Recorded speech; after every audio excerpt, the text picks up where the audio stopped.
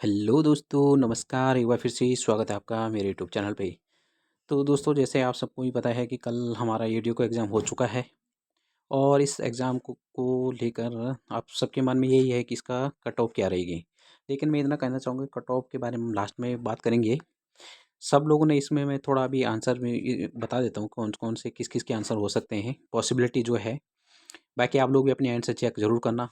आप लोगों का एग्ज़ाम कैसा गया ज़रूर आप लोग कमेंट में बताना। नंबर दूसरी बात, मैं इतना भी एक बात और कहूँगा, जिन लोगों ने जो हमने एक यूट्यूब पर टेस्ट सीरीज़ चलाई थी, जिन लोगों ने वो टेस्ट सीरीज़ किया होगा तो उसमें आप लोगों को काफ़ी हेल्प मिली होगी या आप लोगों ने भी देख लिया होगा, है ना? जिन लोगों ने क्विज़ और वीडियो सारी देखी होंगी तो उनको ऑलमोस्ट ऑलमोस्ट बहुत काफ़ी कुछ हेल्प मिला होगा क्योंकि काफ़ी क्वेश्चन सिमिलर आए थे। और जो आज का हमारा जो शुरू होता है, मतलब ये वीडियो हम जो बना रहे हैं इसका प्रीफिक्स कुछ ये है कि मैं देखना चाह रहा हूँ कि किस-किस टाइप के क्वेश्चन आए थे और क्या-क्या इनके आंसर हो सकते हैं, एक पॉसिबिलिटी बना देते हैं हम आज की, है ना? वैसे आज या कल में आयोग अपना आंसर की जारी कर देगा। आप लोग लास्ट में ज़रूर बताना आपके कितने नंबर आ रहे थे और कितने क्वेश्चन आप लोगों ने टोटल अटेम्प्ट किए, है ना? अटेम्प्ट करने के बाद कितने नंबर आ रहे हैं, मतलब ठीक है? तो आज का जो हमारा पहला क्वेश्चन है, पहला क्वेश्चन देखो दोस्तों, बहुत ईज़ी क्वेश्चन था। इसका तो हर किसी ने सही आंसर दिया होगा। इसमें सीधा पूछा था, एक आरआरबी की स्थापना पूछी थी, यानी क्षेत्रीय ग्रामीण बैंक। तो जिसका इसमें सीधा था बी ए का 2 था, ठीक है? क्षेत्रीय ग्रामीण बैंक का, तो इसका जो ऑप्शन होना चाहिए था या तो ए होना चाहिए था या फिर डी होना चाहिए था। देखो ऐसे एमलेट ये वो कर सकते थे हम। और उसके बाद जो हमारा नाबार्ड है, नाबार्ड की स्थापना हुई थी 1982 में, ठीक है? अब बी का 1 है, तो बी का 1 केवल इसी में था। तो इसका ऑप्शन जो था हमारा, तो पहले का था option number A is right answer था इसका। और सहकारी बैंक जो थी वो 1889 की थी, ठीक है?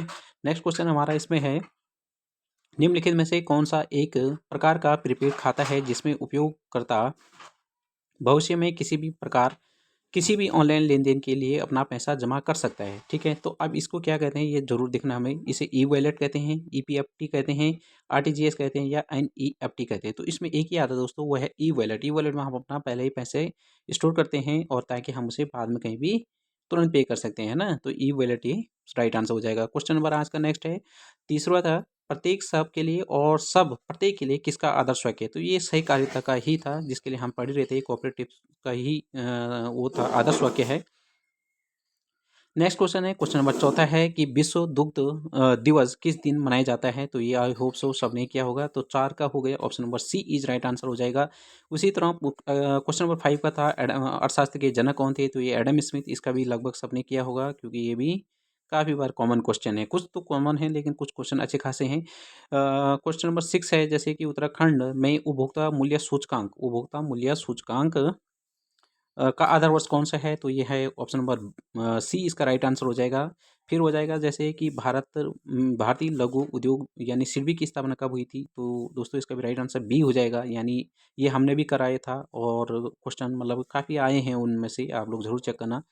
क्वेश्चन नंबर नेक्स्ट है हमारा कि आर्थिक सर्वेक्षण भारत में कृषि एवं सहभागी रोज़गार प्रदान करता है। तो कृषि क्षेत्र का जो रोज़गार है ना दोस्तों, तो वो 46% के आसपास है। लेकिन जो अगर इसमें पूछा जाता है कि जीडीपी में कितना परसेंट योगदान था, तब था हमारा 16% या मतलब 15 से 18% के बीच में इसका राइट आंसर हो जाता, ठीक है? तो इस तरह हो जाता है। नेक्स्ट क्वेश्चन हमारा जैसे कि वर्ष 1986 में किस समिति द्वारा छोटे और अलाभकारी क्षेत्रीय ग्रामीण बैंकों को विलय का सुझाव दिया था? इसका राइट आंसर हो जाएगा ऑप्शन नंबर 9 का हो जाएगा सी, ये क्योंकि ये केलकर समिति आई थी दोस्तों, तो उन्होंने ही ये सुझाव दिया था, है ना? क्वेश्चन नंबर नेक्स्ट है कि जनगणना 2011 के अनुसार उत्तराखंड में लिंग अनुपात कितना था? तो ये भी हमने डिस्कशन किए थे, काफ़ी क्वेश्चन जैसे 963 है। उसी तरह ये क्वेश्चन हमने कई बार किया था, जो 11 क्वेश्चन है कि आरबीआई की स्थापना कौन-सा अधिनियम के तहत हुई थी? एसबीआई की और क्षेत्रीय ग्रामीण बैंकों का भी हमने करा था और बैंकिंग विनियमन अधिनियम, ठीक है? तो इसका भी हमने काफ़ी बार क्वेश्चन ये किए थे। इसका जो राइट आंसर हो जाएगा option number C is right answer हो जाएगा दोस्तों। उसके बाद है संख्याओं जो 25 और 9 है, क्या गुणोत्तर माध्य क्या होगा? तो इनका ऑप्शन नंबर 12 का ए हो जाएगा, यानी ये इसका राइट आंसर था दोस्तों। उसके बाद है नीति आयोग, ये हमने कई बार चर्चा की थी इस क्वेश्चन पे कि नीति आयोग के जो सीईओ हैं वो कौन है? तो वीवीआर सुब्रमण्यम था। ये भी क्वेश्चन काफ़ी बार चर्चा किया गया था। जो ये क्वेश्चन है ना, 14 क्वेश्चन, ये कई बार हमने देखा था ये क्वेश्चन, क्योंकि हम लोग इसमें बहुत चर्चा की थी कोऑपरेटिव के बारे में। तो 14 का जो दोस्तों राइट आंसर हो जाएगा, 14 का option number A is right answer हो जाएगा। उसके बाद हम बात करते हैं ऑपरेशन जो ट्विस्ट चलाया था ना, ऑपरेशन ट्विस्ट, ये बहुत नया क्वेश्चन था क्योंकि इसके बारे में इतना बातें नहीं की गई थी। तो ये है केंद्रीय बैंक और मौद्रिक नीति के द्वारा। उसके बाद एक क्वेश्चन ये भी था कि अंतर्पण निम्न में से किस संगठन की पहल है। ये भी काफ़ी अच्छा क्वेश्चन था। अब मेरे को जहाँ तक लग रहा है ये भारतीय खाद्य निगम का ही पहल हो सकता है ना, option number C. Question number ये भी हमने बहुत बार चर्चा की थी कि विशेष आर्थिक क्षेत्र यानी सहज का मुख्य उद्देश्य अंतर्राष्ट्रीय व्यापार विशेष निर्यात को बढ़ाना था और प्रत्यक्ष निवेश एफडीआई को आकर्षित करना था। बिल्कुल सही था। इसका हमारा ऑप्शन नंबर सी इसका राइट आंसर हो जाएगा, यानी 17 का सी, दोनों सत्य हैं इसमें। उसके बाद है सहकारिता। सहकारिता भारत में सहकारिता मंत्रालय द्वारा श्वेत क्रांति 2.0 कब शुरू की गई थी, तो ये 2024 में की गई थी। उसके बाद नेक्स्ट क्वेश्चन हमारा 19वां क्वेश्चन है कि निम्नलिखित में से निम्नलिखित मध्य समूहों से चतुर्थांक विचलन तथा इसके गुणांक का गणना कीजिए। तो इसका जो राइट आंसर हो जाएगा ऑप्शन नंबर ए इसका राइट आंसर होना चाहिए, है ना, ऑप्शन नंबर। क्वेश्चन नंबर आज का 20 है जैसे कंप्यूटर, ये भी सबने किया होगा, काफ़ी इजी क्वेश्चन था कि इसको रैंडम एक्सेस मेमोरी 20 का बी हो जाएगा। उसके बाद देखो संभावित सीमा का मान जो होता है वो 0 से 1 के बीच में होता है। भारत में फंड अंतरण के संदर्भ में आईएमपीएस में आई का अर्थ बताना था हमने, तो जो इसका अर्थ होता है दोस्तों ये होता है इमीडिएट, और हिंदी में बोलते हैं इसको तत्काल। ठीक है, ये भी हमने बहुत बार किए थे क्वेश्चन, बहुत सारे क्वेश्चन ऐसे हैं जो हमने किए थे। ग्रामीण विकास मंत्रालय ने सरकारी ई मार्केट प्लस के साथ स्वयं सहायता समूह द्वारा बनाए गए विपणन के लिए सहकारी ई मार्केट प्लस में फ्रंट स्टोर के रूप में सबमिट किया था। तो दोस्तों इसका जो राइट आंसर है सरस था, बी इसका राइट आंसर होना चाहिए। क्वेश्चन नंबर आज का 24वां हो जाएगा। क्वेश्चन नंबर 24 है कि डब्ल्यूटीओ ने के ग्रीन बॉक्स के अंतर्गत निम्नलिखित में से कौन सी सब्सिडी आती है। तो खाद सब्सिडी, खाद हो गया, फिर पर्यावरण से है, फिर अनुसंधान और रोग संधान। इसमें इसका राइट आंसर जो होना चाहिए 24वां का, ये हमारा सभी होना चाहिए इसका आंसर, यानी डी होना चाहिए। क्वेश्चन नंबर आज का 25 हो जाए, यानी वाणिज्य बैंकों और एजेंसी का, वाणिज्य बैंकों के एजेंसी के कार्य क्या होते हैं। तो इसका तो भुगतान संग्रहण होता है, अंशों का विक्रय होता है, भुगतान करना होता है, लेकिन इसका डी ऑप्शन राइट नहीं होना चाहिए, यानी option number A is right होना चाहिए।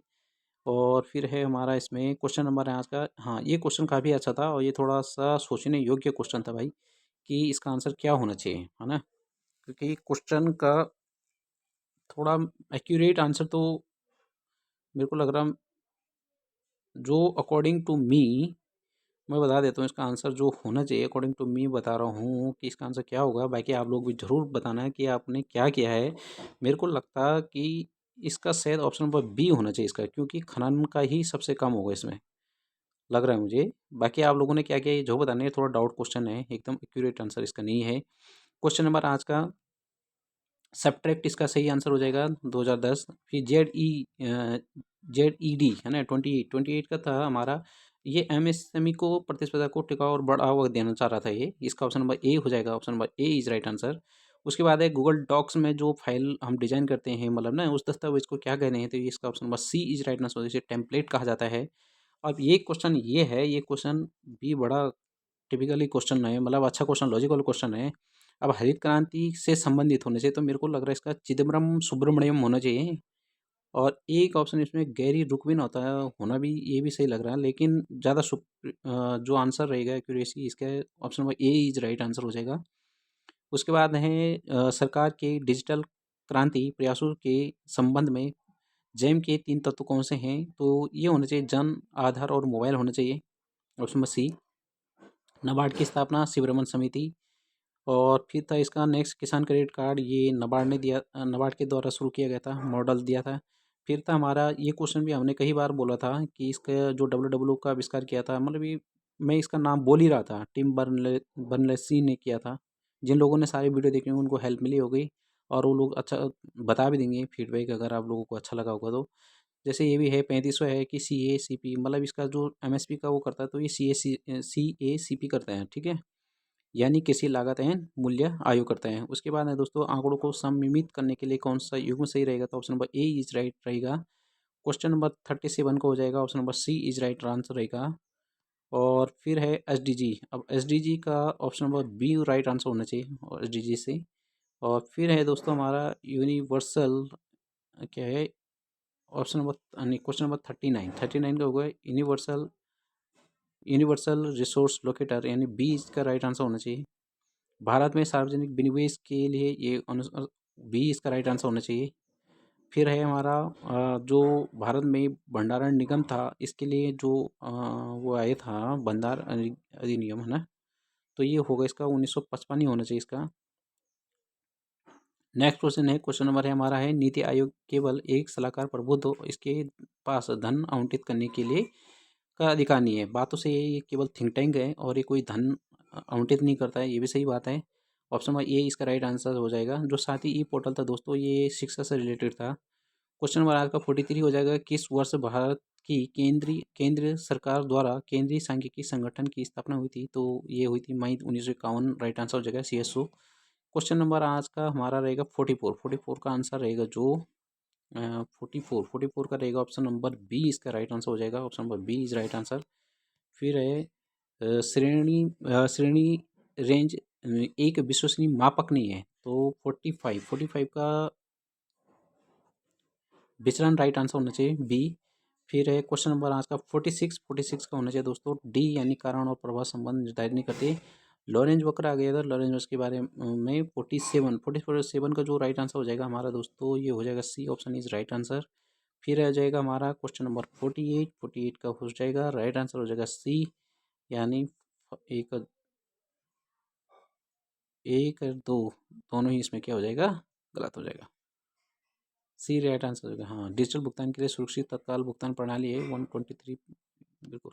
भारत में प्रधानमंत्री ग्राम स्वरोजगार योजना ये 49 ये था शायद 2016, राइट आंसर हो जाएगा। अब ये आया क्वेश्चन है ना, ये बढ़िया क्वेश्चन है कि छोटे जोत बड़े जोत और इससे रिलेटेड था 50 का हमारा राइट आंसर हो जाएगा सी। नेक्स्ट क्वेश्चन हमारा यूपीआई सर्विस द्वारा भुगतान करने के लिए उपयोगकर्ता को निम्न में से किसकी आवश्यकता होती है?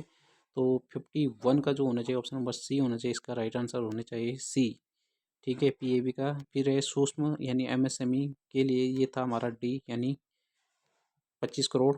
फिर था हमारा जमा यानी जमा निगम के लिए ऑप्शन नंबर इसका सी इज राइट आंसर हो जाना चाहिए 5 लाख। फिर है हमारा क्वेश्चन नंबर 54 यानी 54 का option number C is right answer होना चाहिए। फिर है विश्व व्यापार संगठन की पहली महिला कौन थी? तो ये थी दोस्तों नागोजी ओंकाजा इवेला थी, ये भी किया ही होगा सबने। 56 का हो जाएगा option number D is right answer हो जाएगा।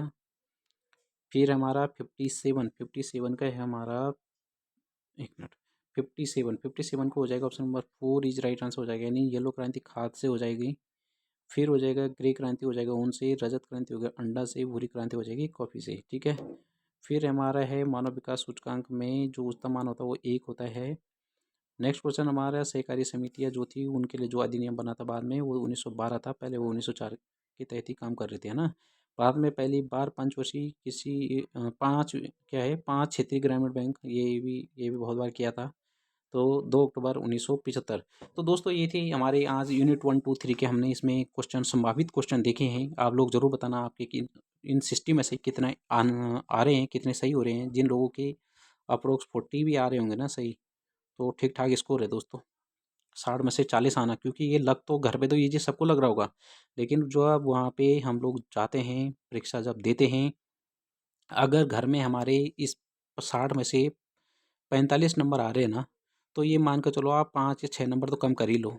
इतने तो हम वहाँ पे कर पाते हैं, क्योंकि 5-6 नंबर का 5-6 क्वेश्चन का डिफरेंस आ ही जाता है, क्योंकि कहीं न कहीं हम लोग उस हिसाब से नहीं सोच पाते जो हम घर में फ्री माइंड में सोचते हैं, ये भी बात है। अगर इस 40 में 60 में से अगर किसी के 40 भी आ रहे हैं तो अच्छा स्कोर है। लेकिन अगर जो लोग इसे घर में देख रहे होंगे उनके तो ठीक-ठाक बन रहे होंगे, है ना? वो सोच रहे होंगे मैं तो 50 भी लिया था। लेकिन इतना भी ईज़ी नहीं था, कन्फ्यूजन भी था, है ना? काफ़ी ज़्यादा कुछ सोचने वाले भी थे, कुछ डायरेक्ट भी थे, और वहाँ पे क्या होता है, एक प्रेशर अलग रहता है एग्ज़ाम का, तो वहाँ पे कभी-कभी याद भी नहीं आते हैं, क्योंकि ऑप्शन भी हम लोग आते हुए क्वेश्चन भी कई बार गलत कर जाते हैं। तो इस टाइप का क्वेश्चन था। क्वेश्चन पेपर जो बनाया था दोस्तों वो मतलब मॉडरेट लेवल का पेपर है, और ठीक पेपर बनाया था मेरे हिसाब से। आप लोग ज़रूर बताना आपका क्या इसमें राय है। और बाकी मैंने अब मैं पटवारी लेखपाल वगैरह के लिए मैं शुरू कर रहा हूँ, एक यूट्यूब पर टेस्ट सीरीज़ रहेगी। अब मैं टेस्ट सीरीज़ जो लोग ज्वाइन करेंगे ना, जिससे जो भी देखेंगे ये फ्री ऑफ कॉस्ट ही रहेगी, ये यूट्यूब पर चलेगा। तो आप लोगों से एक रिक्वेस्ट रहेगा कि जो हम लोग एक्सप्लेनेशन नीचे लिखा रहता है ना, उसे ज़रूर पढ़ना, क्योंकि क्वेश्चन कभी भी वो डायरेक्ट क्वेश्चन ये 4 ऑप्शन से नहीं आते हैं। जो एक्सप्लेनेशन रहता है ना, उनसे भी बहुत बार मदद मिलती है ना? अभी जैसे हमने ईडीओ के एग्ज़ाम में देखा है, तो क्या है कि जो एक्सप्लेनेशन रहता है वो हमें काफ़ी कुछ सिखा देता है। तो इसलिए एक्सप्लेनेशन आप हाँ, आप लोग हर कोई देखना, जिनको अच्छा लगता होगा। और बाकी आपको अच्छा लगा है या आपको जैसे भी आप लोगों का पेपर गया है, आप ज़रूर कमेंट में बताइए। उसके बाद एक एक्सपेक्टेड कट ऑफ के बारे में भी बात कर लेते हैं कि क्या रहेगी। ठीक है? आज के लिए इतना ही। Thank you.